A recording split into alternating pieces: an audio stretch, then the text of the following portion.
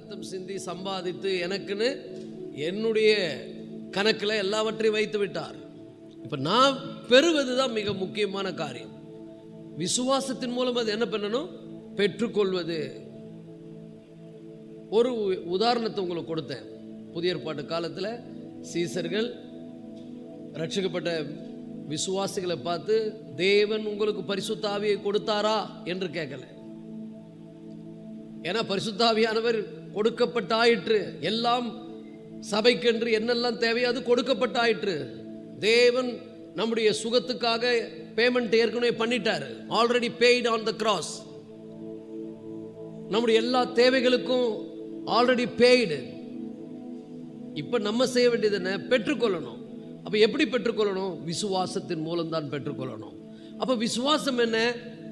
நாம கர்த்தர் மேல் நம்பிக்கை, ஒரு உறுதியான நம்பிக்கையை வைத்து, ஒருவேளை நம்ம கண்ணில் அது பார்க்காம இருக்கலாம், மேலும் காணப்படுகிறவைகள் அல்ல, காணப்படாதவைகளை நோக்கி இருக்கிற நமக்கு நாம் தரிசித்து நடவாமல் விசுவாசித்து நடக்கிறோம். ஹல்லேலூயா. இந்த உலகத்தில் நம்ம சூழ்நிலையை பார்க்கக்கூடாது. சூழ்நிலையை பார்த்து நீங்கள் கலங்காதீங்க. பிரச்சனைகளை பார்த்து நீங்கள் பயப்படாதீங்க. உங்களுக்கு உறுதியான விசுவாசம் இருக்கணும். காணக்கூடாத தேவனை நாம் நம்புகிறோம். அவர் எப்படிப்பட்டவர்? இல்லாதவைகளை இருக்கிறவைகளை போல அழைக்கிறவர், மரித்தோரை உயிர்ப்பிக்கிறவர். நம்முடைய வாழ்க்கையில் செத்து போன நிறைய விஷயங்கள் ஆண்டவரால் உயிரோடு எழுப்பப்பட்டு நமக்கு முன்பாக நிறுத்தப்படும். அந்த விசுவாசத்தோடு தான் நம்ம வாழ்க்கை என்ன பண்ணணும்? வாழணும். சோர்ந்து போகக்கூடாது, பயப்படக்கூடாது, கலங்கக்கூடாது. ஏன்னா இதெல்லாம் ஆண்டவருடைய வார்த்தை. நீ பயப்படாதே, சோர்ந்து போகாதே. அப்போ ஆண்டவருடைய வார்த்தை போல நமக்கு ஒரு தைரியத்தை கொடுப்பது வேற எதுவும் கிடையாது. ஒரு மனுஷன் சொல்லும் போதே அதுக்கு எஃபெக்ட் இருக்குது. யாராவது நம்மளை பார்த்து கவலைப்படாதீங்க, பயப்படாதீங்க, தைரியமா இருக்குன்னு சொல்றா, அதுவே நமக்கு ஒரு ஆறுதலாக இருக்கும்போது, இந்த வானத்தையும் பூமியையும் படைத்த நம்மை நேசித்து நமக்காக ஜீவனை கொடுத்தவர் நம்மை பார்த்து சொல்லுகிறார், வானத்திலும் பூமியிலும் சகல அதிகாரம் எனக்கு கொடுக்கப்பட்டிருக்கிறது. ஹல்லேலூயா. பயப்படாதீங்க, கலங்காதீங்க, குழப்பமடையாதீங்க, சோர்ந்து போகாதீங்க, உறுதியாய் நில்லுங்கள். உறுதியோடு என்ன பண்ணுங்க? உங்க வாழ்க்கையை நீங்க தொடர்ந்து ஆண்டவர் மேல அன்பு வைத்து, ஆண்டவரை நேசித்து, ஆண்டவரை பற்றி கொண்டு உத்தம இருதயத்தோடு எந்த சூழ்நிலையிலும் வலதுபுறமோ இடதுபுறமோ சாயாமல் அவர் பார்த்து கொள்வார். எல்லாம் சொல்லுங்க, நான் உலகத்தில் உயிரோடு வாழுகிற வரைக்கும் கர்த்தர் எல்லாம் பார்த்து கொள்வார். ஹல்லேலூயா. சில பேருக்கு அந்த நம்பிக்கையே இல்லை, அந்த விசுவாசம் இல்லை. அவங்க குறைவை தான் பார்க்குறாங்க, பிரச்சனையை தான் பார்க்குறாங்க, சூழ்நிலையை தான் பார்க்குறாங்க. சில பேர் நினைக்கிறாங்க, ஆண்டவர் என்னை இவ்வளவா சோதிக்கிறாரே, எனக்கு இவ்வளோ பிரச்சனையை கொடுக்குறாரே, எனக்கு ஏன் இந்த பிரச்சனை, எனக்கு ஏன் இந்த போராட்டம்? நல்லா புரிந்து கொள்ளுங்கள். நீங்கள் பிள்ளைகளானால் அப்பாவை அம்மாவை புரிந்து கொள்வீங்க. ஆண்டவர் வேதத்தில் வாசிக்கிறோம், விசுவாசத்தை குறித்து சொல்வதற்கு முன்னால நமக்கு வரக்கூடிய வார்த்தை என்ன? விசுவாசத்தை குறித்து ஒரு பெரிய பட்டியல் இடுகிறார். விசுவாசத்தை குறித்து சொல்லி முடிக்கிறார் 11ஆம் அதிகாரத்தில் எபிரேயருக்கு எழுதின ஆக்கியோன். ஆனா 12ஆம் அதிகாரத்தில் சொல்லுகிறார், முதல் வசனத்திலேயே, எபிரேயருக்கு எழுதின நிருபம் 12ஆம் அதிகாரம் முதல் வசனத்தில் நாம் வாசிக்கிறோம், ஆகையால் மேகம் போன்ற இத்தனை திரளான சாட்சிகள் நம்மை சூழ்ந்து கொண்டு இருக்க பாரமான யாவற்றையும். எத்தனை பேரை பாரம் அழுத்தி கொண்டிருக்கிறது? பாரமான யாவற்றையும், உங்களை சுற்றி நெருங்கி நிற்கிற பாவத்தையும் தள்ளிவிட்டு, தள்ளணும். நல்லா புரிஞ்சுங்க, சொல்லுங்க, தள்ளுங்க. பாரத்தை தள்ளுங்க, பாவத்தை தள்ளுங்க, விசுவாசம் உண்டாகட்டும். நீங்க நல்லா புரிந்து கொள்ளுங்கள். நீங்க பாவத்தையும் பாரத்தையும் தள்ளாம இருந்தா சோதனையே அதுக்கு தாங்க, தள்ளுறதுக்கு தான். அப்ப இந்த நீங்க தள்ளிவிட்டு விசுவாசத்தை துவக்குகிறவரும் முடிக்கிறவரும். எல்லாம் சொல்லுங்க, விசுவாசத்தை துவக்குகிறவர், விசுவாசத்தை முடிக்கிறவர். ஹல்லேலூயா. நல்லா புரிந்து கொள்ளுங்கள். நம்முடைய ஓட்டத்தை வெற்றியோடு, விசுவாச ஓட்டத்தை நம்ம ஓடி முடிக்கணும்னா சோர்ந்து போகக்கூடாது. நெருக்கடியான நிலைகளிலே, கடினமான சூழ்நிலைகளிலே, இதே அதிகாரம் 12ஆம் வசனத்தை வாசித்தீங்கன்னா இன்னும் சிறப்பாக அங்கே எபிரேயருக்கு ஆக்கியோன் சொல்லுகிறார். 12:12 அவர் சொல்லுகிறார், 12:11 எந்த சிற்றையும் தற்காலத்தில் சந்தோஷமாய் காணாமல் துக்கமாய் காணும் ஆகிலும் பிற்காலத்தில் அதில் பழகினவர்களுக்கு அது நீதியாகிய பலனை தரும். எல்லாம் சொல்லுங்க, பலனை தரும். நான் விசுவாசிக்கிறதுக்கான பலனை நான் பெற்றுக்கொள்வேன், எந்த சிச்சையும். அப்போ நம்முடைய வாழ்க்கையில் சில சூழல்கள் உண்டாகும் போது, நெருக்கடிகள் வரும்போது, கஷ்டங்கள் வரும்போது, துயரங்கள் வரும்போது, ஆண்டவரே என்னை இப்படி சோதிக்கிறாரே. இன்னும் சில பேர் நினைக்கிறாங்க, ஆண்டவர் எப்படி பார்க்குறாங்கன்னா ரொம்ப கொடுமைக்காரர் போலகுது, ரொம்ப ஸ்ட்ரிக்டான ஆள் போலகுது, கையில் பெரிய ராடு வச்சு ஒரு பெரிய நியாயாதிபதி மாதிரி நியாயம் தீர்க்கிறார் அப்படி பார்க்குறாங்க. நல்லா புரிஞ்சுங்க, இந்த உலகத்தில் இருக்கிறவர்களுக்கு அவர் நியாயாதிபதி. ஆனால் அவரை விசுவாசித்தவரை உண்மையாய் ஏற்றுக்கொண்டு அவர் மீது அன்பு வைத்திருக்கிற ஒவ்வொருவருக்கும் அவர் தகப்பன். எத்தனை பேர் அவரை தகப்பனா பார்க்குறீங்க? அவரை ஏதோ பெரிய கோவக்கார மாதிரியும், அவருக்கு எப்படா தப்பு பண்ணாலும் நம்மளை அடிக்கிற மாதிரியும் அவரை பார்க்காதீங்க. அவர் நம்முடைய தகப்பன், அவர் நம்மை நேசிக்கிறார். ஆனால் அதே நேரத்தில் நம்ம ஒழுக்கமாக இல்லைன்னா நம்மளை டிசிப்ளின் பண்ணுவார். அப்போதான் சில விஷயங்கள் நம்முடைய வாழ்க்கையில் என்ன பண்ணும், தடைப்படும். சில ஆசீர்வாதங்கள் ஆண்டவர் கொடுக்காதவர் கிடையாது, கொடுக்கணும்னு விரும்புகிறார். நீ இப்போ கஷ்டப்படுற, நீ கடினமான சூழ்நிலை போறனா அவருடைய கிருபையை நினைத்து பாருங்கள், எவ்வளவு அன்புள்ள தேவன் அவர்.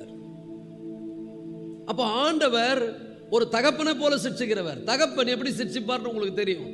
தகப்பன், ஒரு தாய் தன்னுடைய பிள்ளையை எப்படி சிரிச்சுப்பா? கொண்டு போட்டுற மாட்டா. ஆனால் சில நேரங்களில் கண்டிப்பாக நடத்துவாள். சில நேரங்களில் தகப்பன் கண்டிப்பாக நடந்து கொள்வார். சில நேரங்களில் அவர் சில விஷயங்களை நோ சொல்லுவார். இதெல்லாம் எதுக்குன்னு சொன்னால் நம்ம சீர்படுத்துவதற்கு, நம்மை செம்மைப்படுத்துவதற்கு.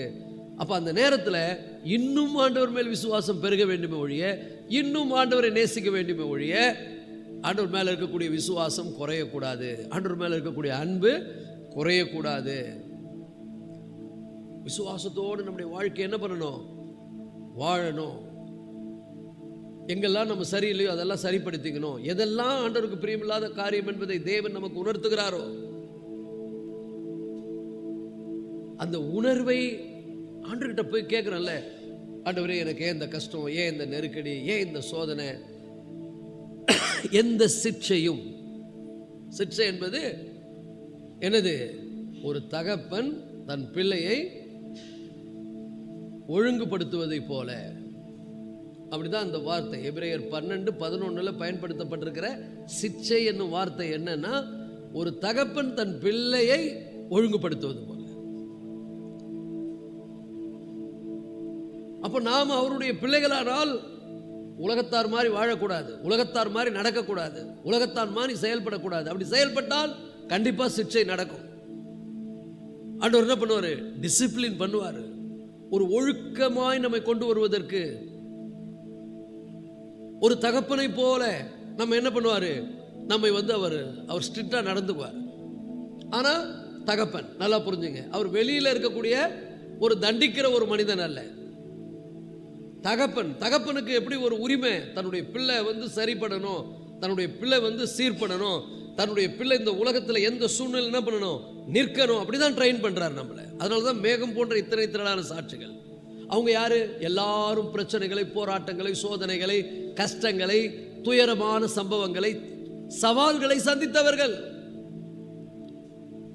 அப்ப இன்னைக்கு நம்ம பார்க்க போற ஒரு விசுவாச வீரருடைய பட்டியல்ல விசுவாசிகளுடைய தகப்பனாய் இருக்கிறவரை பத்தி நம்ம இன்னைக்கு பார்க்க போறோம். அதே நேரத்தில் 2 காரியத்தை படிக்க போறோம். என்னன்னா, ஆபிரகாமுடைய விசுவாசம், தோமாவுடைய விசுவாசம். எது தேவனுடைய வார்த்தையின்படியான விசுவாசம்? அப்ப தேவனுடைய வார்த்தையின்படியான விசுவாசம் தான் என்ன பண்ணும்? கண்டிப்பா அது பலிக்கும், அது வெற்றியை கொண்டு வரும். தோமா மாதிரியான விசுவாசம் அது பைபிள் விசுவாசம் கிடையாது. பைபிள் விசுவாசம் வேற, அது நேச்சுரல் ஃபெய்த், அதாவது மனதளவில் மைண்டில் ஆண்டவரை நம்புறது. இருதயத்தில் விசுவாசிப்பது ஆபிரகாமை போன்ற ஒரு விசுவாசம். ஸோ முதல்ல தோமாவை பற்றி நம்ம பார்ப்போம். தோமாவுடைய விசுவாசம் எப்படிப்பட்ட விசுவாசம்? ஆண்டவர் தோமாவுடைய விசுவாசத்தை குறித்து என்ன சொல்லுகிறார்? யோவானுக்கு எழுதின சுவிசேஷம் 20ஆம் அதிகாரம் 25 29 வசனங்கள் வரைக்கும். யோவானுக்கு எழுதின சுவிசேஷம் 20ஆம் அதிகாரம் 25ஆம் வசனத்திலிருந்து 29ஆம் வசனம் வரைக்கும் நம்ம பார்ப்போம். மற்ற சீசர்கள் கர்த்தரை கண்டோம் என்று அவனுடனே சொன்னார்கள். அதற்கு அவன் அவருடைய கைகளில் ஆணிகளால் உண்டான காயத்தை நான் கண்டு அந்த காயத்திலே என் கையை அவருடைய விலாவிலே விரலை விட்டு என் கையை அவருடைய விலாவிலே போட்டால் ஒழிய விசுவாசிக்க மாட்டேன் என்றான். மறுபடியும் 8 நாளைக்கு பின்பு அவருடைய சீசர்கள் வீட்டுக்குள்ளே இருந்தார்கள். தோமாவும் அவர்களுடனே கூட இருந்தான். கதவுகள் பூட்டப்பட்டிருக்கிறது. அப்பொழுது இயேசு வந்து நடுவே நின்று உங்களுக்கு சமாதானம் என்றார். பின்பு அவர் தோமாவை நோக்கி, உன் விரலை இங்கே நீட்டி என் கைகளை பார், உன் கையை நீட்டி என் விலாவிலே போடு, அவிசுவாசியா இராமல் விசுவாசியாயிரு என்றார். தோமா அவருக்கு பிரதித்திரமாக, என் ஆண்டவரே என் தேவனே என்றான். அதற்கு இயேசு, தோமாவே, நீ என்னை கண்டதினாலே விசுவாசித்தாய், காணாதிருந்தும் விசுவாசிக்கிறவர்கள் பாக்கியவான்கள் என்றார். அல்லேலூயா. இங்க பாருங்க, இந்த இடத்துல ஆண்டவர் சீசர்களுக்கு தன்னை வெளிப்படுத்துகிறார். மரித்தார், உயிர்த்தெழுந்தார், தன்னை வெளிப்படுத்துகிறார். அந்த நேரத்தில் தோமா அங்கே இல்லை. தோமா இல்லைன்னு உடனே சீசர்கள் மறுநாள் சொல்கிறாங்க, இந்த மாதிரி கர்த்தரை பார்த்தோம், அவரை நாங்கள் கண்ணால் பார்த்தோம், உண்மையாகவே அவர் உயிர்த்தெழுந்தார்னு சொல்லும்போது தோமா உடனே என்ன சொல்கிறாருன்னா, நான் நம்ப மாட்டேன், நான் அதை விசுவாசிக்க மாட்டேன், நான் என் கண்ணில் பார்க்கணும், என் கையில் தொடணும், அப்போ தான் நான் அதை உணரணும், அவரை பார்க்கணும், அவரை தொடணும், அப்போ தான் நான் நம்புவேன் அப்படின்னு சொல்லிட்டார். இந்த வார்த்தையை அவர் சொல்லி முடிச்சிட்டாரு. மறுநாள் அடுத்த வாரம் 8 நாள் கழித்து சரியாய் ஞாயிற்றுக்கிழமை ஆண்டவர் மறுபடியும் தரிசனமாகிறார். தரிசனமான உடனே வேதம் நல்லா நமக்கு சொல்லுது, தோமா அந்த வேலையில் அங்கே இருக்கிறார். தோமா இருந்த உடனே ஆண்டவர் நேரடியாக யாரையும் பார்க்கல பாருங்க, நேராக தோமாவை பார்க்கிறார். தோமாவை பார்த்து ஆண்டவர் சொல்றாரு, மறுபடியும் 8 நாளைக்கு பின்பு 26ஆம் வசனத்தில் அவருடைய சீசர்கள் வீட்டுக்குள்ளே இருந்தார்கள். தோமாவும் அவர்களின் நடுவில் இருந்தான். கதவுகள் பூட்டப்பட்டிருக்க இருந்தது.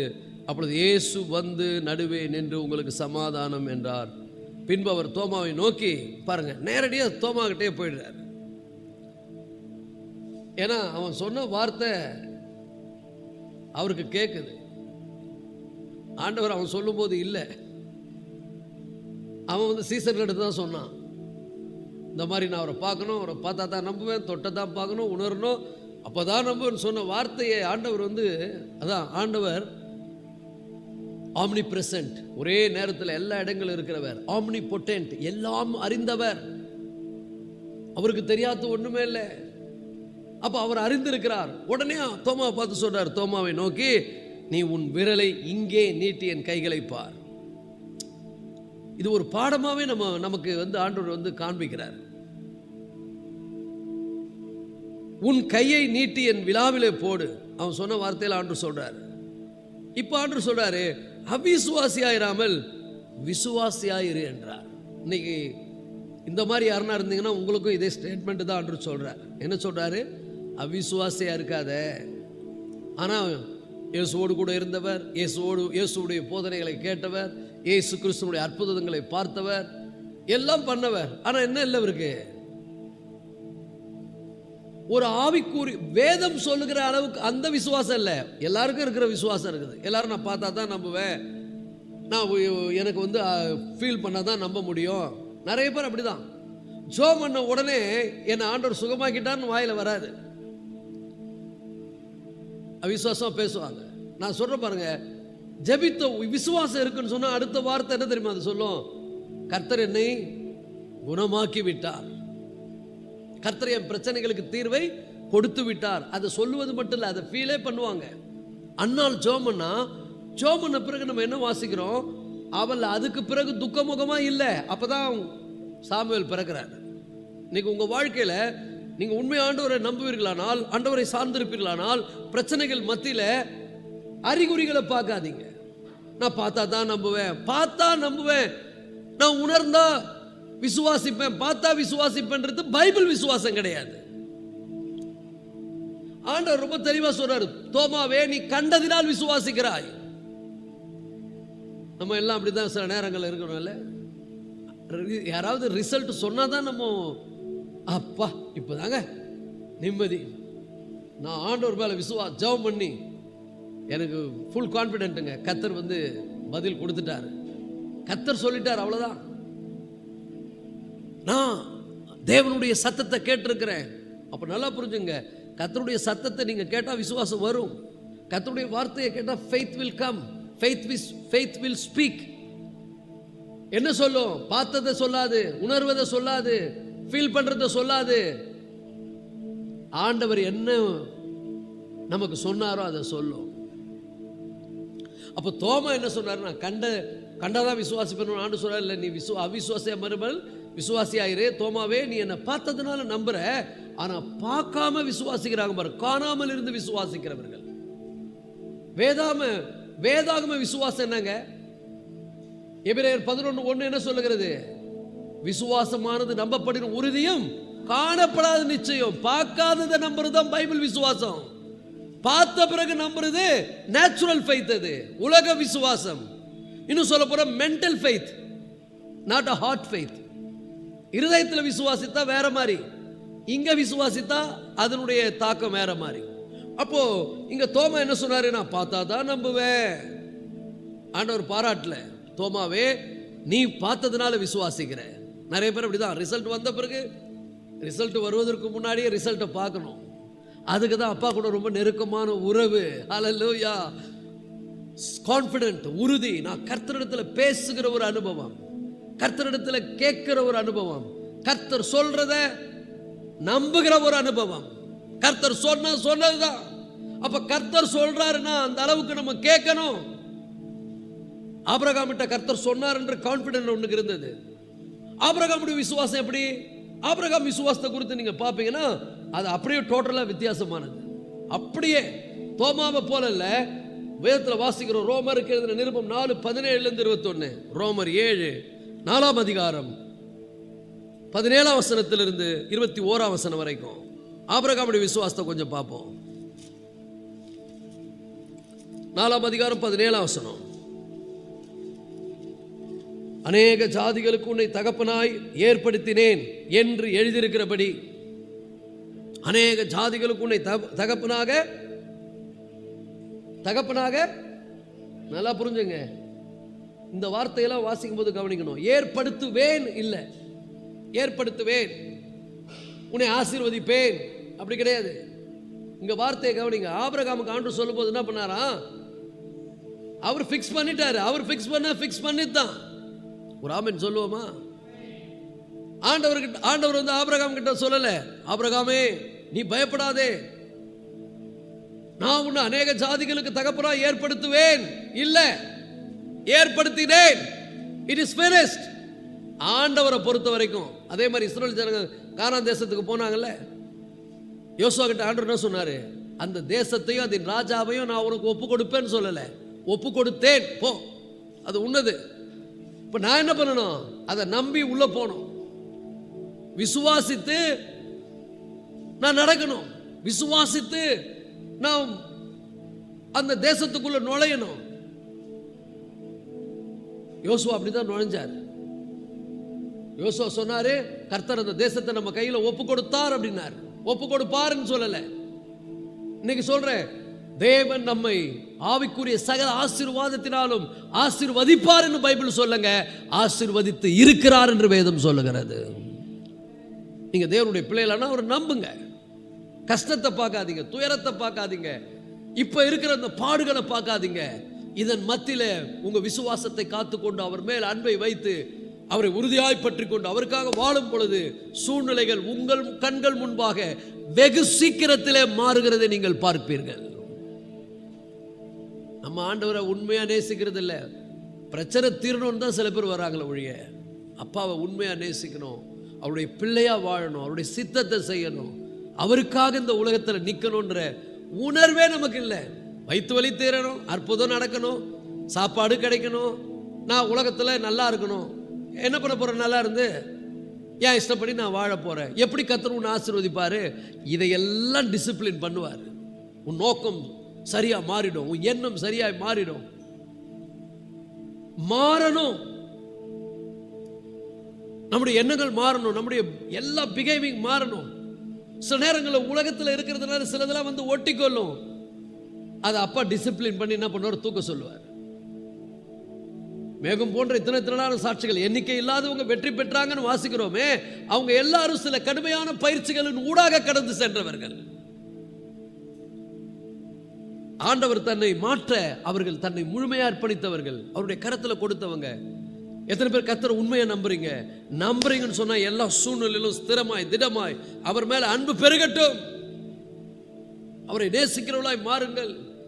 அப்ப இந்த வேதம் சொல்லுகிறதே, ஆபிரகாம், நல்லா புரிந்து கொள்ளுங்கள், அநேக ஜாதிகளுக்கு உன்னை தகப்பனாக ஏற்படுத்துவேன் இல்லைங்க, ஏற்படுத்தினேன். ஆண்டவரை பொறுத்த வரைக்கும் நல்லா புரிந்து கொள்ளுங்கள், உங்களை அவர் வந்து எத்தனை பேர் இயேசுவை ரட்சகராக ஏற்றுக்கொண்டீங்க? நீங்க ஆசீர்வதிக்கப்பட்டவர்கள், யூ ஆர் பிளஸ்ட். ஏன்னா இயேசுதான் ஆசீர்வாதத்தினுடைய ஊற்றே. ஒருவன் கிறிஸ்துவுக்குள் இருந்தால் அவன் ஆசீர்வதிக்கப்பட்டவனே. வேற யாரும் நம்மளை ஆசீர்வதிக்க முடியாது. வேற யார் காலையும் என்ன ஆசீர்வதிக்கணும் விழ வேண்டியதில்லை. ஆசீர்வதிக்கிறவர் கர்த்தர். நான் ஆசீர்வதிக்கப்பட்டவன். சில நேரங்களில் யாராவது வயசானவங்களோ பிச்சைக்காரங்களோ வந்து நம்மகிட்ட உதவி கேட்பாங்க. நானும் டக்குன்னு மனசார அவங்களுக்கு உதவி செய்யும்போது அவங்க சொல்லுவாங்க, உங்களை ஆண்டவர் வந்து ஆசீர்வதிப்பாருங்கன்னுவாங்க. இல்லைங்க, என்னை ஆசீர்வதித்து இருக்கிறாருன்னு நான் சொல்லுவேன். சில நேரங்களில் சில பேர் வந்து தலைமையில கை வைப்பாங்க, நம்மளை ஆசீர்வதிக்க. சொல்லுவேன், இல்லை, நான் தான் உங்களை ஆசீர்வதிக்கணும். ஏன்னா எனக்குள்ள யார் இருக்கிறாரு? இயேசு இருக்கிறார். இது பெருமையா பேசுறது இல்லை, பெருமைன்னு நினைச்சிடாதீங்க. அவங்க வந்து இயேசு அறியலை. இயேசு அறியாதவங்க ஆசீர்வாதத்தில் இருக்க முடியாது. இயேசு அறிந்தவன் தான் ஆசீர்வாதத்தில் இருக்க முடியும். நம்ம மேல கர்த்தர் ஒரு அபிஷேகம் வைத்திருக்கிறார். அது பெருமைக்காக சொல்வதல்ல, ரட்சிப்புக்காக சொல்லுவது. எல்லாம் சொல்லுங்க, நான் ஆசீர்வதிக்கப்பட்டவன். ஆனா அதுக்கு நல்லா புரிந்துங்க, அந்த வார்த்தையை சொல்வதற்கு நம்ம ஆண்டவரோட நல்ல ஒரு உறவுல இருக்கணும். அவரை விட்டுட்டு உன் இஷ்டப்படி செய்துக்கணும் ஆசீர்வதிக்கப்பட்ட சொல்றதுல meaningless. You must always connected with a good wine. நல்ல திராட்சை செடியாகிய இயேசுவிலே நிலைத்திருந்தால் நீ ஆசீர்வதிக்கப்பட்டவன். நல்ல திராட்சை செடியாகிய இயேசுவில் நீ நிலைத்திருக்கணும். ஜப வாழ்க்கை கிடையாது, கர்த்தரை தேடுவது கிடையாது, அவர் மேல அன்பு கிடையாது, அவரை நேசிப்பது கிடையாது. அப்போ அந்த அன்புக்குள்ள வர வைக்கிறதுக்கு தான் சிச்சை, அந்த நேசத்துக்குள்ள வர வைக்கிறது தான் சோதனை. நல்லதா? நல்லது. இன்னும் நம்மை அவர் என்ன பண்ணுவாரு? தம்மிடத்தில் நெருக்கமாக வைத்துக் கொள்ளுகிறார், அணைத்துக் கொள்ளுகிறார். சோ ஆபிரகாமுக்கு ஆண்டு சொல்லுகிறார், அதற்கு அநேக ஜாதிகளுக்கு உன்னை தகப்பனாக ஏற்படுத்தி நேன் என்று எழுதியிருக்கிறபடி அவன் தான் விசுவாசித்தவருமாய். எப்படி விசுவாசத்தான் பாருங்க. ஆண்டு சொல்லிட்டார் ஏற்படுத்தினேன்னு, ஆனா பார்க்கவே முடியல. எங்க ஏற்படுத்திட்டீங்க? என் சூழ்நிலை எப்படி இருக்குது? எப்போ ஏற்படுத்துவீங்கலாம் கேட்கல. விசுவாசித்தான். விசுவாசித்தனா ஆண்டவர் சொன்னதை அப்படியே நம்பினா. கர்த்தர் சொல்லிட்டா சொன்னதுதான்.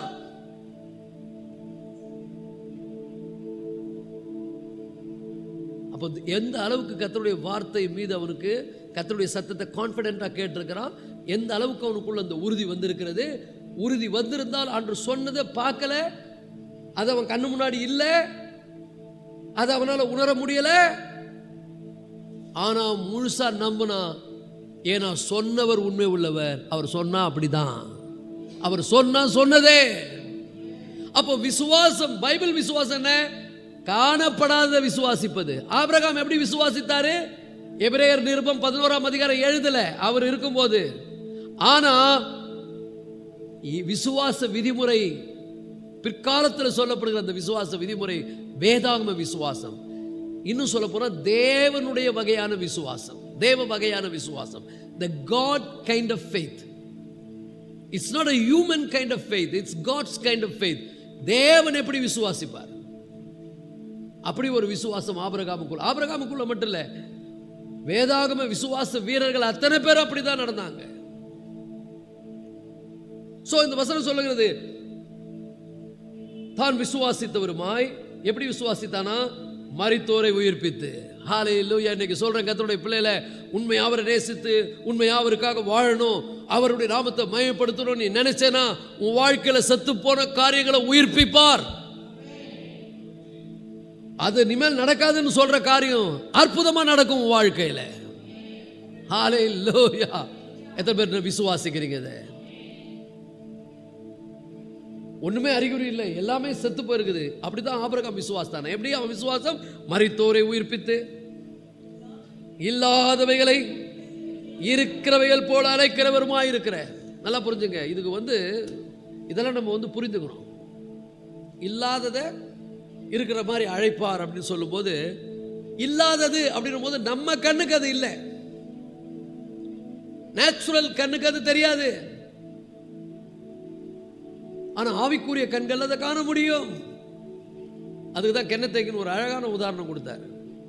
அது இருக்குது, ஆனா நம்ம கண்ணுக்கு தெரியல. நம்ம இல்லாததை அழைத்திருக்கிறோமா? நம்ம நிறைய முறை இல்லாததை அழைச்சிருக்கிறோம் அப்படின்னாரு அவர்.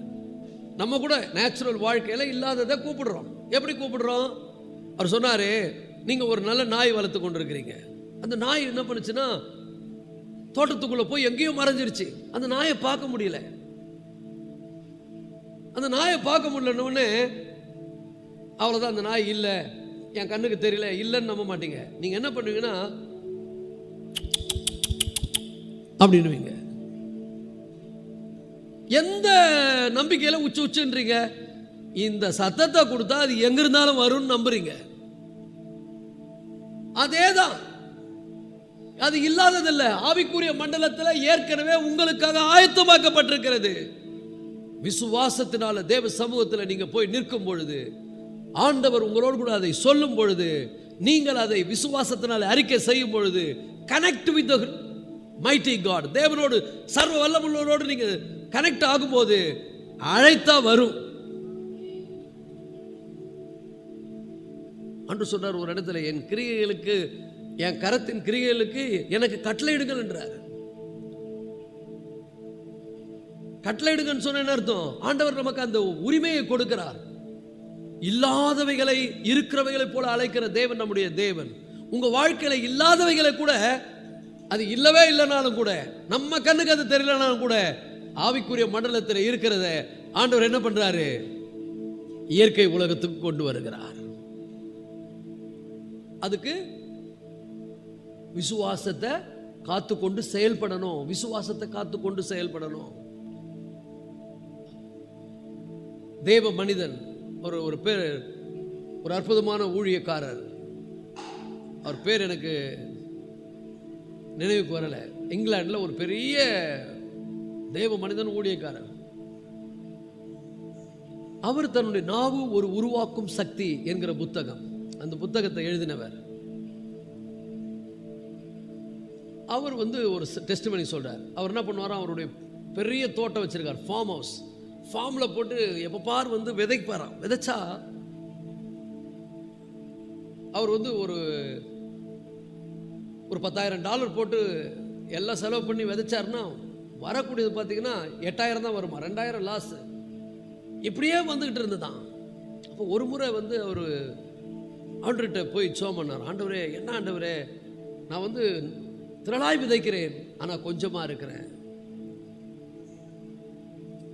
என்னுடைய பிரயாசங்கள் எல்லாம் என்னவா இருக்குது? விருதாவா இருக்குது. என் பிரயாசத்தை நீங்க ஏன் ஆசீர்வதிக்க மாட்டேன்றீங்க? ஏன் ஆசீர்வதிக்க மாட்டேன்னா ஆண்டு சொன்னாரா, இல்லடா, நீ வாயில நல்லதை சொல்லு அப்படின்னாரா. யாரை பார்த்தாலும் எனக்கு லாஸு, யாரை பார்த்தாலும் எனக்கு ஒன்றும் கிடைக்கல, என்ன பண்றது, எல்லாமே இப்படி ஆயிடுது அப்படி சொல்லாத. நீ போய் உன் நிலத்தை பார்த்து பேசுனாரா. ஒரு ஆமீன் சொல்லுங்க. அன்னையிலிருந்து தன்னுடைய வார்த்தையை மாத்திக்கினாரா. ஏன்னா கர்த்தருடைய வார்த்தையின்படி நடக்கிற ஒரு தேவ மனிதன். கர்த்தருடைய வார்த்தை அவர் சொல்றாரு, நான் வந்து ஒழுங்கா தசமம் கொடுப்பேன், ஆர்டர் கொடுப்பேன். இன்னைக்கு நிறைய பேர் அப்படிதான் ஒழுங்கா எல்லாம் பண்ணுவாங்க, ஆலயத்துக்கு வருவாங்க, தசமம் கொடுப்பாங்க, எல்லாம் பண்ணுவாங்க, ஆசீர்வாதம் இல்லை. ஏன்னா அவங்களுடைய விசுவாச வார்த்தைகள் இல்லை வாயில. அன்னையிலிருந்து அவர் என்ன பண்ணுவாராம், அது தோட்டத்தை பார்த்து பேசுவாராம். என் தேவனுடைய வார்த்தை நான் சொல்றேன், நான் விதைக்கிறேன், நான் திரளான அறுவடையை அறுப்பேன், இயேசுவின் நாமத்தில் இந்த நிலத்தை நான் ஆசீர்வதிக்கிறேன் அப்படின்னு சொல்லுவாராம். என்னைக்கு வாயை திறந்து அந்த நிலத்தை ஆசீர்வதித்து நான் திரளாய் அறுவடை செய்வேன், ஆனால் அதே நேரத்தில் உத்தமமாய் கர்த்தருக்கு நான் எவ்வளோ வந்தாலும் அதில் வந்து என்ன பண்ணுவேன், ஆண்டவருக்கு உண்மையாக இருப்பேன். இன்னைக்கு நிறைய பேர் அப்படிதான் ஆண்டவருக்கு உண்மையாக இருக்கிறது இல்லை சில விஷயங்கள்ல. ஆனால் நல்லா புரிந்து கொள்ளுங்கள், அன்னையிலிருந்து பார்த்தீங்கன்னா அவருக்கு அமோகமான விளைச்சல், நல்ல அறுவடை, ஆசீர்வதிக்கப்பட்டார். அதுக்கப்புறம் தான் அந்த புத்தகத்தை எழுதினார். அந்த புத்தகம் கிடைச்சா வாசிங்க. தமிழில் நாவு ஒரு உருவாக்கும் சக்தி கொண்டது. தேவனுடைய வார்த்தையை தான் பேசணும் ஒழிய சூழ்நிலையை பேசக்கூடாது. நீங்கள் என்ன ஃபீல் பண்ணுறீங்க அதை பேசக்கூடாது, எதை பார்க்குறீங்க அதை பேசக்கூடாது. பக்கத்தில் பார்த்து சொல்லுங்க, சூழ்நிலையை பேசாத, பார்க்குறத பேசாத, உணர்றத பேசாத, கர்த்தருடைய வார்த்தையை பேசு.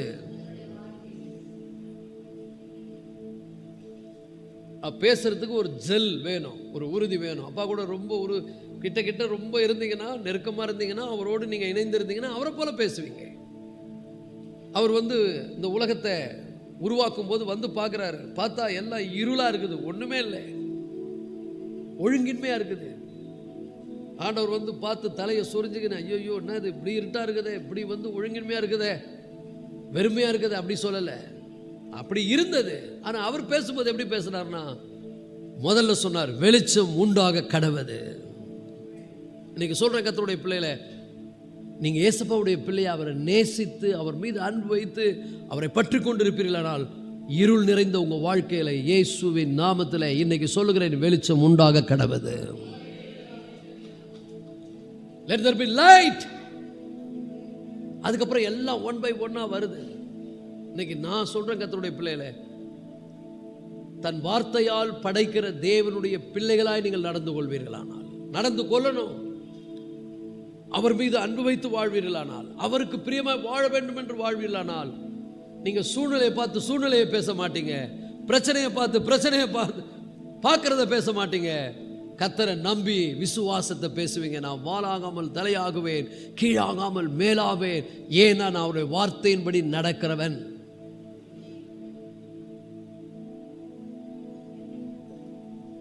பல முறை சொல்லிட்டேன், தாவீது எப்படி பேசினாரு, நன்மையும் கிருபையும் வாழ்நாள் எல்லாம் என்னை தொடரும், சத்துருக்களுக்கு முன்பாக எனக்கு ஒரு பந்தியை ஆயத்தப்படுத்துவீர், இப்படிதான் பேசினார். ஸோ ஆபிரகாமை குறித்து நம்ம பார்க்கும்போது அந்த வசனம் சொல்லுகிறது, இல்லாதவைகளை போல் அழைக்கிறவருக்கு இருக்கிற தேவனுக்கு முன்பாக நாம் எல்லோருக்கும் தகப்பனானான். எவ்வளவு பெரிய வார்த்தை கவனிங்க. 19ஆம் வசனம், உன் சந்ததி இவ்வளவாய் இருக்கும் என்று சொல்லப்பட்டபடியே. அடிக்கடி அந்த வார்த்தையை கவனிங்க, எழுதப்பட்டபடி, சொல்லப்பட்டபடியே. யார் சொன்னது? கர்த்தர் சொன்னார். சொல்லப்பட்டபடியே, அதில் எந்த டவுட்டும் இல்லை. தான் அநேக ஜாதிகளுக்கு தகப்பனாய் ஆகுவதற்கு நம்புவதற்கு ஏது வந்தாலும் எவிடன்ஸே கிடையாது, ஆனால் சொல்லிட்டாரு. நான் சொல்றேன் பாருங்க, கர்த்தர் சொன்னா நீ பார்க்கறத சொல்ல மாட்டாரு, நீ பார்க்காததை ஆண்டவர் சொல்லுவார். நீ இன்னைக்கு பார்க்கிற பிரச்சனை ஆண்டவர் சொல்லுவார், நாளைக்கு பார்க்க மாட்டப்போ. அன்னைக்கு இஸ்ரவேல் ஜனங்களுக்கு அதான் சொன்னார், இன்று பார்க்கிற இந்த எகிப்தியர்களை என்றைக்குமே பார்க்க மாட்டீங்க. அவங்க ஒருவேளை தலையை சொரிஞ்சு யோசித்திருக்கலாம், என்ன சொல்றாரு ஆண்டவர். ஒருவேளை மோசே இந்த வார்த்தையை இஸ்ரவேல் ஜனங்களுக்கு சொல்லும் போது அவங்களால நம்புவதற்கு ஏது இருந்திருக்காது, நம்புகிறதற்கு ஏதுவில்லை. அவங்க நினைச்சாங்க இஸ்ரவேலர்கள் வந்து நம்ம கொன்று நம்ம அழிச்சு போட போறாங்க. என்னது, எகிப்தியரை நம்ம பார்க்க மாட்டோமா, நாளைக்கு நம்மள யாரும் பார்க்க மாட்டாங்க போலதுன்னு சொல்லி இருப்பாங்க. நம்ம கூட அப்படி தானே சொல்கிறோம், நாளைக்கு நான் என்ன பண்ண போகிறேன்னு தெரியலையே, நடக்குமா நடக்காத தெரியலையே, ஆகுமா ஆகாத தெரியலையே, வருமா வராத தெரியலையே, இப்படி தான் நம்ம பேசுகிறோம். நீங்கள் உண்மை ஆண்டவரோடு மோசே போல அவரை நேசித்து அவருக்காக வாழணுன்ற உறுதியான தீர்மானம் வச்சுட்டீங்கன்னா நீங்கள் சொல்லுவீங்க, நிச்சயமாகவே முடிவு உண்டு, என்னுடைய நம்பிக்கை ஒரு நாளும் வீணாய் போகாது, என் தேவன் எனக்கு வெற்றியை தருவார். அவரோடு நெருங்கி நெருங்கி வாழ்கின்ற ஒரு மனிதனுடைய வார்த்தை எப்படி இருக்குன்னா வல்லமையாக புறப்பட்டு. அவன் அவிசுவாசம் பேசவே மாட்டான், அவன் எவிடன்ஸை பார்க்க மாட்டான், அவன் சூழ்நிலையை பார்க்க மாட்டான்.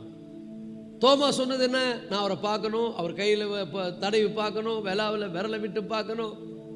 ஆனால் ஆபிரகாம் சொல்ற வேதம் சொல்லுது, அவர் சொல்லிட்டாரு, ஆனால் சொன்னதுக்கும் அவர் பார்த்த சூழ்நிலைக்கும் சம்பந்தம் இல்லை. ஆனால் ஆபிரகாம் என்ன பண்ணானா, விசுவாசித்தான். உன் சந்ததி இவ்வளவா இருக்கும் என்று சொல்லப்பட்டபடியே சொல்லிட்டாரு. ஆனால் கண்ணில் பார்க்க முடியல. நான் சொல்றேன் பாருங்க, கண்ணில் பார்க்கறத பேசாதீங்க, இதில் சொல்லப்பட்டபடி விசுவாசிங்க. அல்லேலூயா. இதில் எழுதப்பட்டபடி கர்த்தர் உங்களை எப்படி வைத்து மேன்மைப்படுத்துவார், வாழாக்காமல் தலையாக்குவார், நீங்கள் கீழாகாமல் மேலாவீர்கள். அந்த வார்த்தை அப்படியே நம்புங்க. அதுக்கு தான் இந்த வார்த்தையை அதிகமாக வாசிக்கணும், இதில் தியானமாக இருக்கணும், இதை கண்ணை விட்டு பிரியக்கூடாது. இதை படிக்கிறது இல்லை, இதை படித்தா நீ தப்பிச்சுக்குவே, இதை படித்தா நீ ஆசீர்வதிக்க அந்த ஆசீர்வாதத்துக்கு உரிமையாக மாறிடுவே. ஸோ நம்புவதற்கு ஏதுவில்லாது இருந்தும், அறிகுறியை பார்க்கல, சூழ்நிலையை பார்க்கல, ஏதுவே இல்லை, ஏதுவில்லாது இருந்தும் அதை நம்பிக்கையோடே விசுவாசித்தான். ஹல்லேலூயா. நம்பிக்கையோட விசுவாசித்தான். பார்க்கல, உணரல, ஃபீல் ஆகல, ஆனால் ஆண்டவர் அவனுக்கு சொல்லிட்டாரு, நம்பிக்கையோட விசுவாசித்தான். கர்த்தருடைய வார்த்தையை கேட்க பழகுங்க, அடிக்கடி தேவனுடைய வார்த்தையை வாசிங்க. இந்த வார்த்தை உங்க காதுகளில் போய் தொனிக்கிற அளவுக்கு சத்தமா வாசிங்க. ஏன்னா வசனம் சொல்லுது, இந்த வசனத்தை வாசிக்கிறவனும் இதை கேட்கிறவனும் பாக்கியவான். தாவீது சொல்லுகிறார், துன்மார்க்கருடைய ஆலோசனை நடக்காத, பாவிகளுடைய வழியில் நிற்காத, பரியாசக்காரர் உட்காரும் இடத்தில் உட்காராத, இரவும் பகலும் கர்த்தருடைய வேதத்தில் தியானமாக இருக்கிற மனுஷன் பாக்கியவான். அதுல ஒரு வார்த்தை சொல்லி முடிக்கிறார், அவன் செய்வதெல்லாம் வாய்க்கும். நீங்க சொல்லுங்க, என் வாழ்க்கையில எல்லாமே சக்சஸ். பக்கத்தில் பார்த்து சொல்லுங்க, ஐ ஹேவ் சக்சஸ். என்னுடைய வாழ்க்கை வெற்றியை நோக்கி செல்லும். ஏன்னா நான் யாரு கூட இருக்கிறேன்னு எனக்கு தெரியும். must have the confirmation that you are being with the Lord. கர்த்தரோடு இருக்கிறீங்க என்கிற உணர்வு வேணும். சும்மா விசுவாசிக்கிறேன்ட்டு கிரிகையெல்லாம் பார்த்தா ஏசப்பாவுக்கு வெறுப்பு ஊட்டுற மாதிரி நீங்க செயல்படக்கூடாது. அவருக்கு பிரியமில்லாம நீங்க வாழக்கூடாது. அவரை நம்புறீங்கன்னு சொன்னா அவருக்கு பிரியமா வாழணும், அவருடைய சித்தம் செய்யணும். சில பேர் சொல்றாங்க, அதான் யாக்கோபு ரொம்ப அழகா சொல்றாரு. யாக்கோபு என்ன சொல்றாரு, நீ விசுவாசிக்கிறன்ற சாத்தான் கூட விசுவாசிக்கிறான் என் ஆண்டவரே, ஆனா அவன் என்ன பண்றான், விசுவாசித்து நடுங்குகிறான். ஆனா வாழ்க்கையில எந்த கனியும் கிடையாது, மாற்றம் கிடையாது. நான் சொல்றேன் பாருங்க, விசுவாசித்தீங்கன்னா எத்தனை பேர் ஆண்டவர் உண்மையா விசுவாசிக்கிறீங்க? விசுவாசித்தீங்கன்னா கனி இருக்கணும், எல்லா கெட்ட குணமும் போகணும். அப்பதான் தைரியமா சொல்ல முடியும். நீங்க தைரியமா சொல்லுவீங்க, கர்த்தர் நடத்துவாருங்க. ஏன்னா நான் அவருக்கு எப்படி இருக்கிறேன், சாட்சியா இருக்கிறேன், உண்மையா இருக்கிறேன், அவருடைய பிள்ளையா இருக்கிறேன். அவருடைய பிள்ளைகளை அவர் அவமானப்பட விடுவாரா? விடவே மாட்டார். ஒரு ஆமென் சொல்லுங்க. அவர் தலையை உயர்த்துகிற தேவன். ஸோ நம்பிக்கையோட விசுவாசித்தான்னா அந்த விசுவாசம் எப்படிப்பட்ட விசுவாசம்? ஆண்டவர் மேல அவ்வளவு அன்பு, ஆண்டவருக்காக அவன் வாழ்கின்ற அந்த உறுதி. 19 வசனம், அவன் விசுவாசத்திலே பலவீனமாக இருக்கவில்லை. நல்லா புரிஞ்சுங்க, உடம்புல பலவீனமாக இருந்தார், வீக்காக இருந்தார், பார்க்குறதெல்லாம் வீக்காக இருந்தது. ஃபைனான்ஸ் வீக்கு, பொருளாதாரம் சில பேர் சொல்கிறாங்க வீக்கு, பணம் அவ்வளவா இல்லை, உடம்புல சுகம் அவ்வளவா இல்லை. ஆனால் ஆண்டவர் என்ன பண்ணிட்டாரா, ஆண்டவருடைய சத்தத்தை அவர் கேட்டார். ஆண்டவருடைய சத்தம் அவருக்கு அவர் பதிலை பெற்றுக்கொண்டார். என்னன்னா, நான் உன்னை என்ன பண்ணுவேன், அநேக ஜாதிகளுக்கு தகப்பனாய் ஏற்படுத்துவேன். அதை நம்புறதுக்கு ஏதுவா இல்லை, சரிகிரமும் அந்த மாதிரி ஒரு ஒத்துழைப்பு கொடுக்கிறதா இல்லை. சரீரம் பலவீனமாக தான் இருந்தது. ஆனால் ஆபிரகாம் விசுவாசத்தில் பலவீனமாக இல்லை. அவன் ஏறக்குறைய 100 வயது உள்ளவனாக இருக்கும்போது எல்லாம் தளர்ந்து போச்சு, விசுவாசம் மட்டும் தளரலை. நாடி நரம்பெல்லாம் தளர்ந்து போச்சு, விசுவாசம் தளரலை. பலவீனம் சரீரத்தில் இருந்தது, ஆனால் விசுவாசத்தில் பலவானா இருந்தார். இன்னைக்கு சொல்ற கர்த்தருடைய பிள்ளைகளை, நீங்க தேவனோடு வைத்திருக்கக்கூடிய உறவில் நல்லா இருக்க இருக்க இருக்க அவருடைய சத்தத்தை கேட்க கேட்க சூழ்நிலையெல்லாம் ஒரு பொருட்டா உங்களுக்கு பெருசா தெரியாது, எல்லாத்தையும் நீங்க ஜெயிப்பீங்க. ஸோ 100 வயது உள்ளவனாக இருக்கும்போது தான் சரீரம் செத்து போனதையும் சாராளுடைய கர்ப்பம் செத்து போனதையும் எண்ணாதிருந்தான். ஒரு ஆமென் சொல்லுங்க. நம்ம என்ன பண்றோம்? எண்ணிங்க உட்கார்ந்து இருக்கிறோம், அக்கௌண்ட்ல எவ்வளவு இருக்குதுன்னு எண்ணி பார்க்குறோம், வீட்டில் எவ்வளோ இருக்குதுன்னு பார்க்குறோம், சூழ்நிலை எப்படி இருக்குன்னு பார்க்குறோம். நம்ம சூழ்நிலையே பார்க்குறோம், ஏன்னா நம்ம கடவுளை பார்க்கறது இல்லை. ஏசப்பாவை நீங்கள் பார்க்க ஆரம்பிச்சிங்கன்னா உங்கள் கண்ணுக்கு முன்னாடி எல்லாம் வேற மாதிரி தெரியும். எத்தனை பேர் அவரை நோக்கி பார்க்குறீங்க? விசுவாசத்தை தோக்குகிறவர் அவர் தான், விசுவாசத்தை முடிக்கிறவர் அவர் தான். அவரை பார்த்தீங்கன்னா விசுவாசம் இன்க்ரீஸ் ஆகும். அவரோடு ஐக்கியம் கொள்ள கொள்ள பலன் அடைவீர்கள். உங்களுக்குள்ள தைரியம் வரும், உங்களுக்குள்ள பலன் வந்துடும். ஸோ ஆபிரகாம் அப்படிதான். அவன் அவருடைய வார்த்தைகளை பார்த்தான். 20 வசனம் சொல்லுது, தேவனுடைய வாக்குத்தத்தத்தை குறித்து அவன் அவிசுவாசமாய் சந்தேகப்படாமல். நல்லா புரிஞ்சுங்க. ஆண்டவர் உங்களுக்கு ஏதாவது வாக்கு கொடுத்திருக்கிறாரா?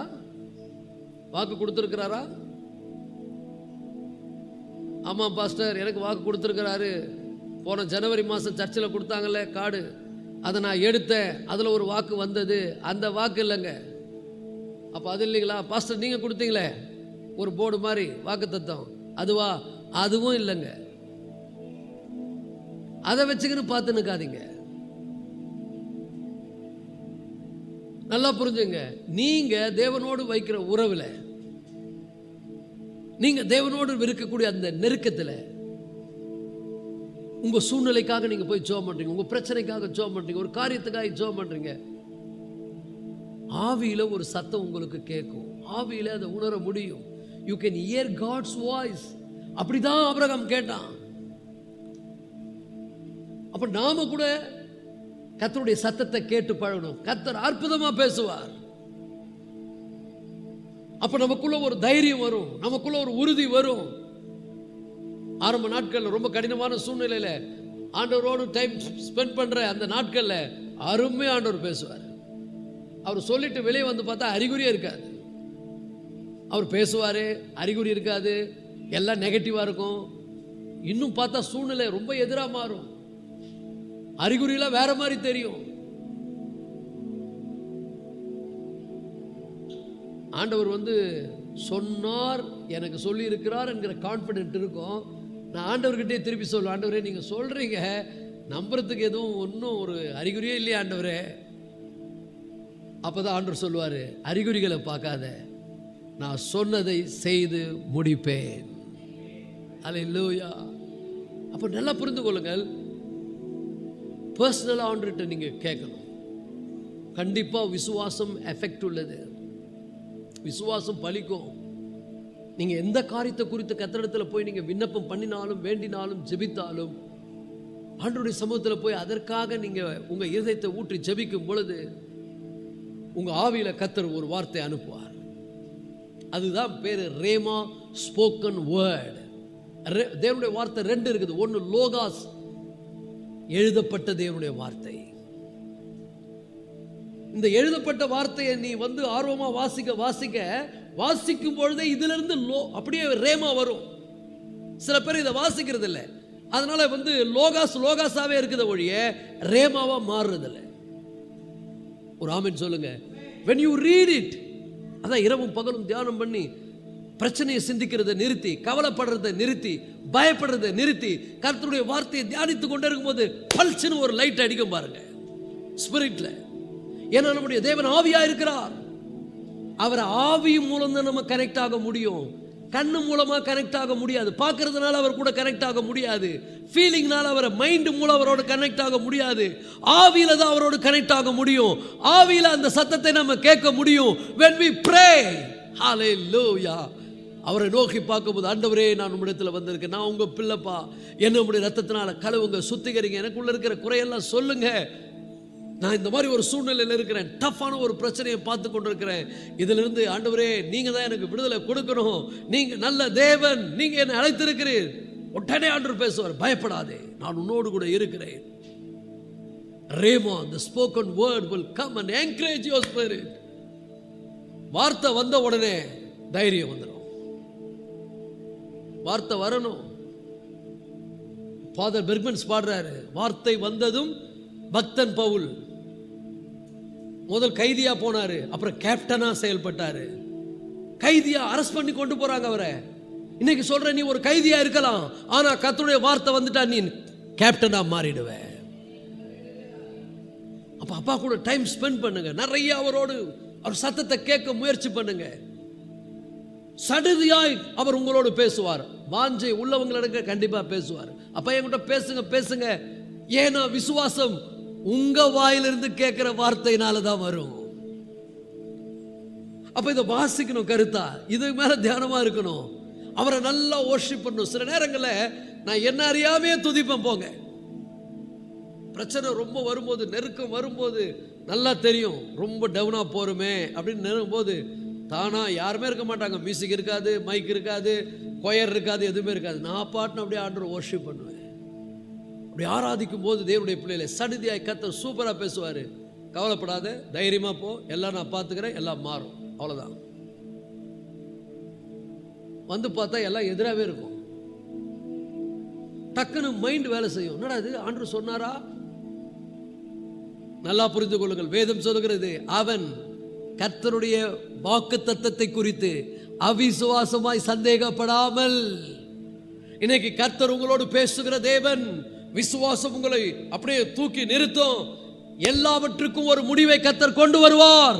நிச்சயமாய் ஒரு பதில் வரும். ஆபிரகாமை போல அப்பா கூட ரொம்ப க்ளோஸா இருங்க, நெருக்கமா இருங்க அவரோட. எல்லாம் ஒரு நோக்கத்துக்காக நீங்க செய்றீங்க. ஆண்டவரே, நீங்க ஏதோ சொல்ல வரீங்க, நான் புரிந்து கொள்ளுகிறேன். நான் எந்த சூழ்நிலை உங்க மேல இருக்கக்கூடிய அன்பை விட்டுவிட மாட்டேன். உம்மை நேசிப்பேன். அத்திமரம் துளிர்பிடாமல் போனாலும், திராட்சை செடி பலன் கூடாமல் போனாலும், மந்தையிலே ஆடுகள் இல்லாமல் போனாலும், தொழுவத்திலே மாடுகள் இல்லாமல் போனாலும், எல்லாமே எதிராக போனாலும், ஐ ட்ரஸ்ட் யூ, நான் உம்மை நம்புகிறேன் அப்பா. நீர் என்னுடைய நம்பிக்கை, நீர் என்னை ஆசீர்வதிக்கிற தேவன். ஹல்லேலூயா. நல்லா புரிஞ்சுங்க, இந்த விசுவாசம் நமக்குள்ள குறையாமல், விசுவாசத்தில் வல்லவர்களாய் தேவனுடைய வார்த்தையை நம்ம கேட்கும் போது, நல்லா புரிஞ்சுங்க, விசுவாசன்றது மேஜிக் கிடையாதுங்க. சும்மா நீ நினைக்கிறதெல்லாம் விசுவாசிக்க முடியாது. It is not a Bible faith. Bible faith is a different. தேவனுடைய வார்த்தை சொல்லுகின்ற விசுவாசம் என்பது it is not a imagination. எல்லாத்தையும் நான் விசுவாசிக்கிறேன் அப்படி சொல்ல முடியாது, அப்படி சொல்லவும் கூடாது, அது தவறு. அப்ப எப்படி விசுவாசிக்கிறோம்? What is Bible faith? அதை தான் இங்க வாசிக்கிறோம். தோமாவுடைய விசுவாசம் வேற, ஆபிரகாமுடைய விசுவாசம் வேற. ஸோ பைபிள் ஃபெய்த்துக்கு ஒரு 4 ஃபார்முலா கொடுக்குறேன் பாருங்க. 4 காரியம். எப்படி பைபிள் ஃபெய்த் வந்து என்ன சொல்லுது? இதுதான், இப்படிதான் நம்ம விசுவாசிக்கிறோம். முதலாவது, we need right relationship with God. நம்ம யாரை விசுவாசிக்கிறோம் அவரை நோக்கி பார்க்கணும். ஏன்னா அவர் தான் விசுவாசத்தை துவக்குகிறவர். பிரச்சனை வந்துட்டா பிரச்சனையை பார்த்து புலம்பின்னு உட்காரத்தை நிறுத்து. சில பேர்லாம் ஐயோ நான் என்ன பண்ணுவேன் தலை சொஞ்சுன்னு உட்கார்ந்து இருப்பாங்க. ஜெபிக்கிறியா நீ? முதல்ல விசுவாசத்தை துவக்குகிறவர் யாரு? ஆகையால் மேகம் போன்ற இத்தனை திரளான சாட்சிகளை சூழ்ந்து கொண்டிருக்க, பாவமான யாவற்றையும் பாரமான யாவற்றையும் தள்ளிவிட்டு விசுவாசத்தை துவக்குகிறவரும். ஹல்லேலூயா, ஹல்லேலூயா. கரங்களை தட்டி கர்த்தரை மகிமைப்படுத்துவோம் அந்த மாலை வேளையில. எதுக்கும் கவலைப்படாதீங்க. தலைய சொரியத்தை நிறுத்துங்க, புலம்புறத்தை நிறுத்துங்க, ஃபீலிங்கை நிறுத்துங்க. அவர் முகத்தை பாருங்க. நீங்க தான் ஆண்டவர் answer. You are my answer. faith will begin. விசுவாசம் என்ன பண்ணும்? துவங்கும். அங்கே விசுவாசம் உனக்கு ஒரு அஸ்திபாரமான வார்த்தை அனுப்புவார். So first have God's word for what you desire to receive from God. So முதல் பாயிண்ட் என்ன? have God's word for what you desire to receive from God. தேவனிடத்திலிருந்து எதை நீ பெற்றுக்கொள்ள விரும்புகிறாயோ அதை பற்றி முதல்ல தேவனிடத்திலிருந்து என்ன பண்ணு? ஒரு தேவனுடைய வார்த்தையை பெற்றுக்கொள். have God's word. have God's word for what you desire to receive from God. இரண்டாவது என்னது? believe God's word.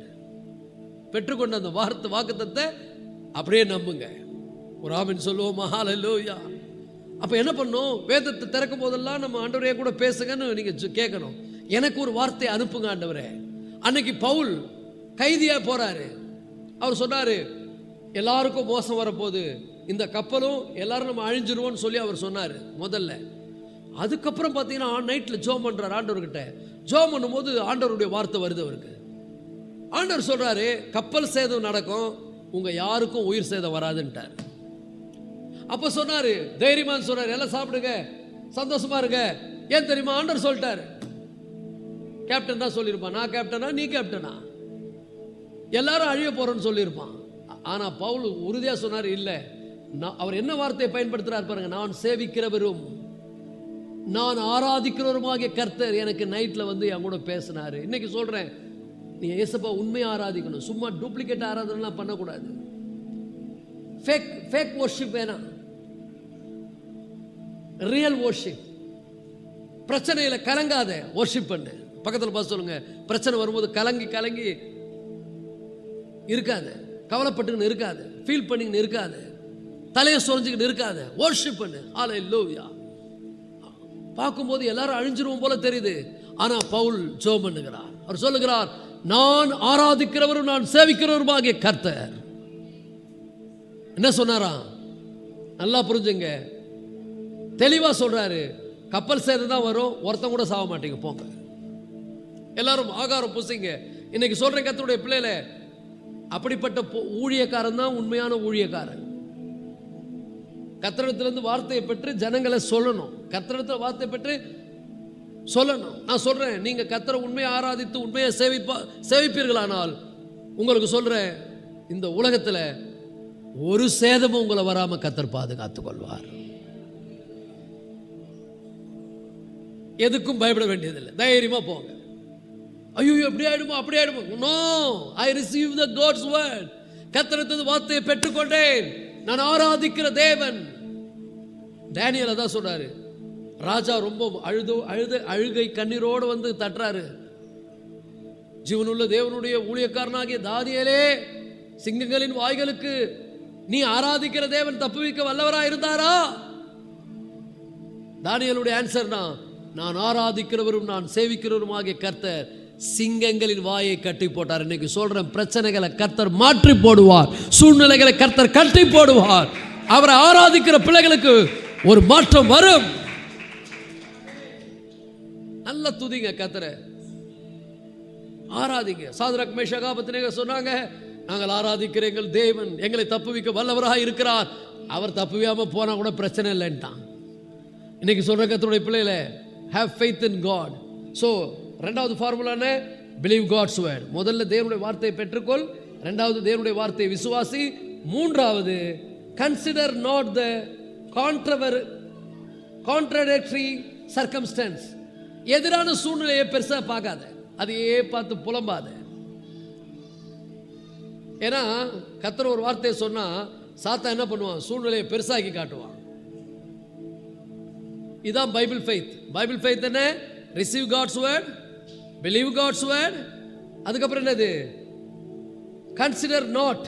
அப்படின்னா அதை பெருசா பார்க்காதன்னு அர்த்தம், அதை பெருசா கன்சிடர் பண்ணாத.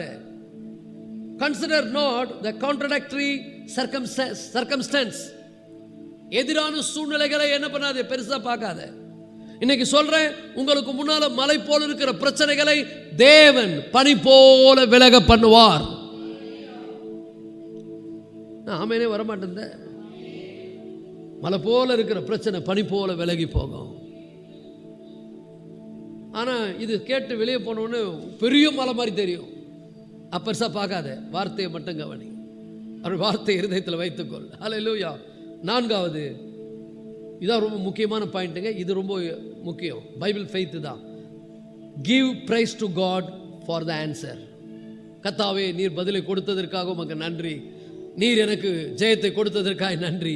நீர் சூழ்நிலையை மாற்றியதற்காக நன்றி. கர்த்தரை துதியுங்கள். 4 ஃபார்முலா. இதுதான் பைபிள் ஃபெய்த். பைபிள் ஃபெய்த்னது முதல்ல தேவனிடத்திலிருந்து ஒரு வார்த்தையை பெற்றுக்கொள்ளுங்கள். Have God's word for what you desire to receive from God. தேவனிடத்திலிருந்து நீ எதை பெற்றுக்கொள்ள விரும்புகிறாயோ அதை பற்றி ஒரு தேவனுடைய வார்த்தையை பெற்றுக்கொள். 2வது, believe God's word. அந்த வார்த்தையை, தேவன் கொடுக்கிற வார்த்தையை முழுமையாக விசுவாசி. Consider not the contradictory circumstance. எதிரான சூழ்நிலையை பெருசா பார்க்காத. Give praise to God to the answer. எத்தனை பேர் நம்புறீங்க? இன்னைக்கு நம்ம அதை செய்ய போறோம். எல்லாரும் எழுந்திருப்போமா? நம்ம எல்லாருக்கும் சில சேலஞ்சஸ் இருக்குது, தேவைகள் இருக்குது, நெருக்கமான நிலையில் இருக்கிறோம், கடினமான சூழ்நிலையை நம்ம சந்தித்து கொண்டிருக்கிறோம். இன்னைக்கு கர்த்தர் தம்முடைய வார்த்தையை நமக்கு கொடுத்திருக்கிறார். ஹல்லேலூயா. இன்னைக்கு அவர் நம்மோடு பேசுகிற தேவன். ஒரு தேவதூதன் மூலமா அந்த வார்த்தை வரும், ஒரு ஊழியக்காரன் மூலமா இந்த வார்த்தை வரும், வேதத்தின் மூலமாய் கர்த்தர் உன் கூட பேசுவார்.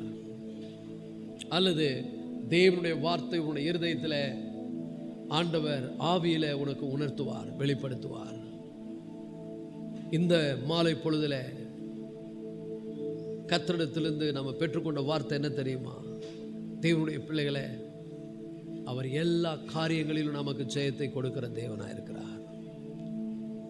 ஆனால் நாம் அவரை உண்மையாக நேசித்து, உண்மையாய் துதித்து, உண்மையாக ஆராதித்து அவரை பற்றி கொள்ளணும். இன்னைக்கு இந்த மாலை வேளையில் யாருக்கெல்லாம் பிரச்சனை இருக்குதோ, நல்ல ஆண்டவரை சந்தோஷத்தோடு கைகளை உயர்த்தி நம்ம ஆராதிப்போமா? சூழ்நிலையை பெருசாக பார்க்காதீங்க, கர்த்தரை துதியுங்கள். ஹல்லேலூயா. சொல்லுங்க, ஆண்டவரே, நான் எதெல்லாம் பார்த்து பயந்தனோ அதெல்லாம் நீங்கள் ஒன்றும் இல்லாமல் மாற்றிட்டதற்காக உமக்கு நன்றி ஆண்டவரே. ஒன்றும் இல்லாமல் மாற்றினதற்காக ஸ்தோத்திரங்க தாவே. ஹல்லேலூயா. நான் எதிர்பார்க்கிறதற்கும் வேண்டுகிறதற்கும் நீ அதிகமாக எனக்கு செய்திருக்கிறதற்காய் ஸ்தோத்திரங்க தாவே. அதிகமாய் செய்ய போகிறதற்காய் செய்ததற்காய் நன்றி. ஹல்லேலூயா, ஹல்லேலூயா. ஆச்சரியமான காரியங்களை நீர் செய்கிற தேவன், அதிசயங்களை செய்கிற தேவன், மகிமையான காரியங்களை செய்கிற தேவன். ஆண்டவரே, நான் பார்த்து பயப்படுகிற எல்லா காரியத்தையும் கர்த்தர் ஒன்றில்லாம பண்ணினதற்காய் ஸ்தோத்திரம். நான் எதிர்பார்த்திருக்கிற அற்புதத்தை ஆண்டவரே நீர் எனக்கு செய்ததற்காய் நன்றி. ஸ்தோத்திரம், ஸ்தோத்திரம், ஸ்தோத்திரம், ஸ்தோத்திரம். ஹல்லேலூயா. இங்க வந்திருக்கிற ஒவ்வொரு பிள்ளைகளுக்கும் அங்க தாவே நீர் ஆயத்தம் பண்ணி வைத்திருக்கிறவைகளை அவர்கள் ஆண்டவரே உம்முடைய கரத்திலிருந்து பெற்றுக்கொண்டதற்காய் நன்றி செலுத்துகிறேங்க தாவே. உம்முடைய பிள்ளைகளுக்கு அற்புதம் நடந்ததற்காய் ஸ்தோத்திரங்க தாவே. அவர்கள் ஒவ்வொரு வாரமும் இங்க வரும் பொழுது கர்த்தர் எனக்கு அற்புதத்தை செய்தார், நான் வேண்டிக் கொண்டதற்கும் அதிகமாக எனக்கு செய்தார் என்று சாட்சி சொல்லும்படியாக உம்முடைய பிள்ளைகளை நீர் சாட்சியாய் நிறுத்த போறதுக்காய் ஸ்தோத்திரம். உம்முடைய உறவிலே அவர்கள் வலுப்பட, உம்முடைய அன்பிலே அவர்கள் பெருக, விசுவாசத்திலே வளர, ஆண்டவரே உமக்காக ஒரு சாட்சி உள்ளவர்களாய் திகழ கர்த்தர் உதவி செய்யுங்க ஆண்டவரே. கிருபை உம்முடைய பிள்ளைகள் மேலே இறங்கி வருவதாகப்பா. உங்க பிள்ளைகளுக்கு ஆண்டவரே நீர் அற்புதத்தை செய்ததற்காய் ஸ்தோத்திரம். எல்லாம் சொல்லுங்க, ஆண்டவரே நீர் எனக்கு அற்புதத்தை செய்ததற்காய் ஸ்தோத்திரம்னு சொல்லுங்க. என் சூழ்நிலையை மாற்றினதற்காய் ஸ்தோத்திரம், என் ஜெபத்துக்கு பதில் கொடுத்து விட்டதற்காய் ஸ்தோத்திரம், என் தேவைகளை சந்தித்ததற்காய் ஸ்தோத்திரம், புதிய வழிகளை கர்த்தர் உண்டு பண்ணினதற்காய் ஸ்தோத்திரம், ஆச்சரியப்படுத்துகிற காரியத்துக்காய் ஸ்தோத்திரம். கரங்களை தட்டி கர்த்தரை பயப்படுத்தும். ஹல்லேலூயா, ஹல்லேலூயா. அற்புதங்களை செய்கிறவர் நீர். உமையே நம்பி இருக்கிறோம், உமையே முழு மனதோடு விசுவாசிக்கிறோம். எங்களை ஆண்டவரே உம்முடைய கிருபையின் நிழலில் நீர் மறைத்து வைத்திருக்கிறதுக்காய் ஸ்தோத்திரம். உம்முடைய தயவுள்ள கரத்தை எங்கள் மேல் வைத்து எங்களை ஆசீர்வதித்து இருக்கிறீர், அதற்காக உமக்கு ஸ்தோத்திரம். எங்களை அர்ப்பணிக்கிறோம், எங்களை முழுமையாய் உமக்கென்று கொடுக்கிறோம். நாங்கள் சூழ்நிலையோ பிரச்சனைகளையோ கஷ்டங்களையோ நோக்கி பார்க்காமல் அதையெல்லாம் மாற்றி தருகிற உமையே நோக்கி பார்க்கிறோம். ஒத்தாசை வரும் பருவங்களுக்கு நேராக எங்கள் கண்களை ஏறெடுக்கிறோம். வானத்தையும் பூமியை உண்டாக்கின கர்த்தரிடத்திலிருந்து ஒத்தாசை வரும். காலை தள்ளாட விட்டார். என்னை காக்கிறவர் உறங்கார். ஜாய் சாமுவேலை காக்கிறவர் உறங்குவதும் இல்லை, தூங்குவதும் இல்லை. ஹல்லேலூயா, ஹல்லேலூயா. நன்றி செலுத்துகிறோம் ஆண்டவரே. கன மகிமையெல்லாம் உமக்கே செலுத்துகிறோம். இயேசு கிறிஸ்துவின் மூலம் வேண்டிக் கொள்கிறோம் நல்ல பிதாவே, ஆமென். என் ஆத்துமாவே கர்த்தரை ஸ்தோத்திரி, முழு உள்ளமே பரிசுத்த நாமத்தை ஸ்தோத்திரி. என் ஆத்துமாவே கர்த்தரை ஸ்தோத்திரி, கர்த்தர் செய்த சகல உபகாரங்களை மறவாதே. ஆமென்.